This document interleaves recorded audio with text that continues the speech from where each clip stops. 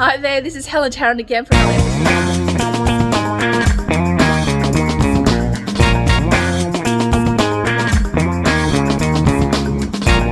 here with our whole team. Wow, it's massive.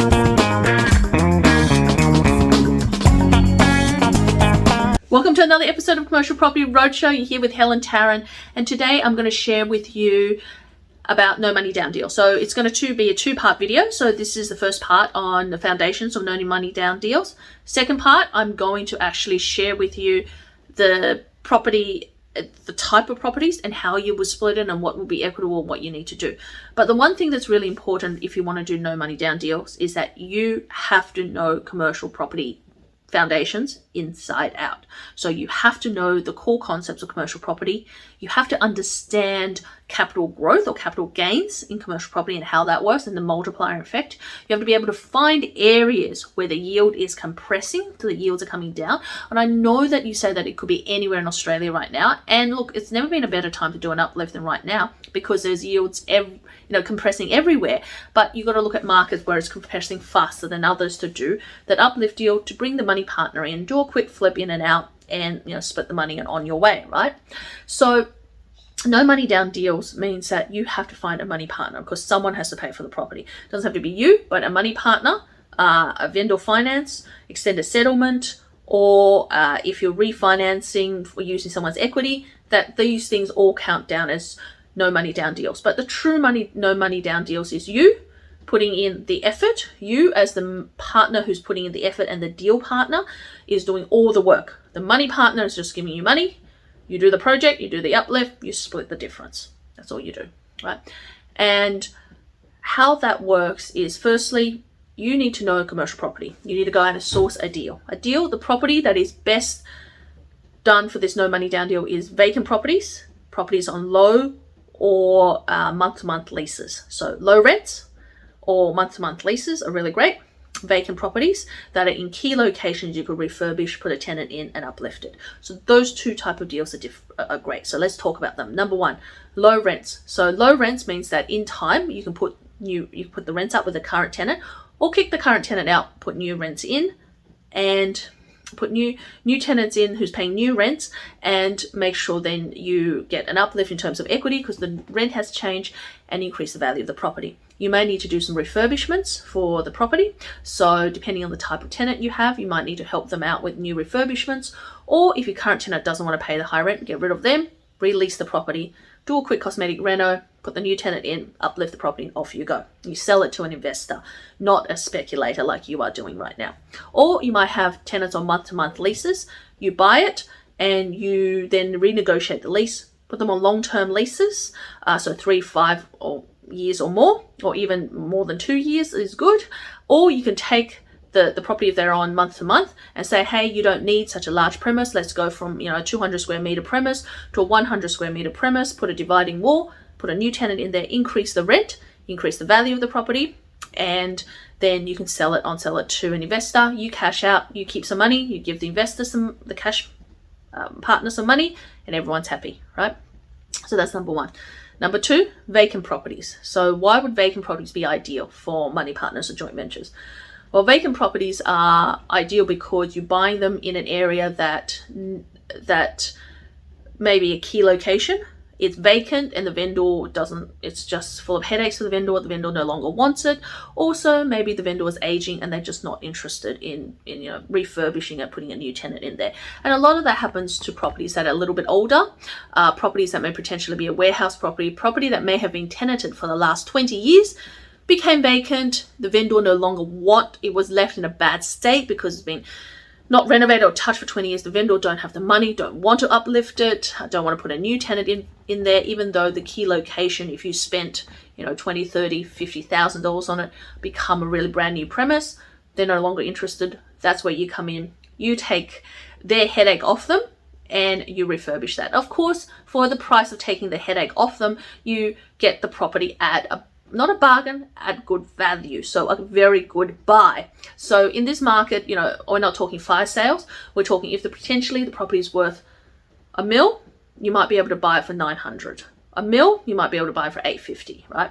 Or or a $500,000 property that eventually, when you do up, could be worth 700 or 800,000. That's the gist of it, right? So you're looking for access. So firstly, parking access to major highways, freeways, or business hubs or anything like that. You're looking at 2, location. So is it a location that lots of tenants like to go to, go past, drive past, and or a tenants like to visit? Number 3, you're looking at the type of tenancy that would work in there, so versatility of the premise. Is it a retail, office, warehouse? Can you split it up, make it something else? Can you make one into 2? Can you put grease traps in there? Can it be a cafe, a dentist, hairdresser, a government tenancy? Can it be all of those? And number 4, what about disability access, disability bathrooms, own amenities, all of those things, because it adds value to the property? Or could you add those things as well? Then those are the key factors, right? And of course, you're looking at comparable rents, right? Can you get the level of rent you need in that property to make that value work? Because it's all about relating to rent. The more money you can put into it, the more money you should be able to pull out of it, right? But not always the case. So you've got to make sure that really happens. And once you know that, you've got to research what kind of marketing you're going to need to get that kind of tenant, but also what kind of rent incentives or tenant incentives you're going to need, plus on top of that, what kind of basic refurbishments you're going to need. So, and how much is that going to cost? Is it just like air conditioning, coat of paint, new bathrooms, ceiling, wall, all done? Or is it a real fit out where, you've got a dentist surgery where you have to put plumbing through, or a spa where you have to, a beauty spa where you have to put plumbing through, or is it going to be a commercial kitchen? All those things starts to vary, and you've got to do your numbers in the back end to see if it's worthwhile the uplift. But rule of thumb is 20 to 30% uplift in a commercial property, and you should aim to do that within a 12 months period. And it should be as hands-off as possible for you to get that uplift. So maybe your tenant, if you give them that 100K, 200K, will do the uplift for you, or potentially you will do a bare shell uplift for the property to bring it back to a nice, neat state, and the tenant will do the rest. Or maybe you could hire someone local as a project manager to do it for you. Or you could go and ask someone local to help you do the leasing and find a tenant first, then do the refurbishment as well. Look, it's a lot of that is chicken or the egg, but those are the 2 opportunities in the market. Now, low leases, like lease rates, so low rents and month to month, are really good because you're not competing with either the investor market or the owner-occupier market. You're competing with people who are speculators, and there's less speculators out there than investors. Vacant properties are harder in this market because there's a lot of owner-occupiers in this low interest rate environment who can actually afford to buy their own property, which means that they don't want to rent anymore, which then makes it harder as well. So you're competing against them, and owner-occupier always willing to pay more for a property because they could occupy for 10 years and it's irrelevant whether they're paying 50, 100 grand more for that property. So those 2 strategies do work, but you've got to make sure you choose the right area. So you've got to look at all the gentrifications happening in the area, got to look at what is happening in the yield compression in that area, and what property really sells to the investor market on the back end as well. Now, on top of that, when you go and seek a money partner, what needs to be laid out clearly is an agreement to say who's paying what. The money partner might be putting in the deposit, or they're putting in the whole lot. So let's say you're buying $1 million property, money partner puts in that million, you buy the property, you create that uplift. So whether you're putting in the 100 grand or 200 grand to do the uplift, if the property ends up selling for 1.5, 1.6 million, when all the taxes, all of the stamp duties and everything's taken out, who is going to pay what? Is it going to be a unit trust structure? So it's important to get your structure right. Or is it going to be a company? Or is it going to be a joint venture between your 2 entities? You've got to work out what's the best way to do it. So have that discussion with your accountant. And then what you want to do is go, what do I do with a split? Does the money partner who's, let's say, putting in $1 million get a return on investment through just purely interest rate? So you're paying them 10% interest rate, because usually money partners want a higher interest rate than they can get at the bank or a fund management or private lending. So if they're doing this, they probably want some kind of high interest rate. So 10% or 15% is quite normal when you're looking at money partners.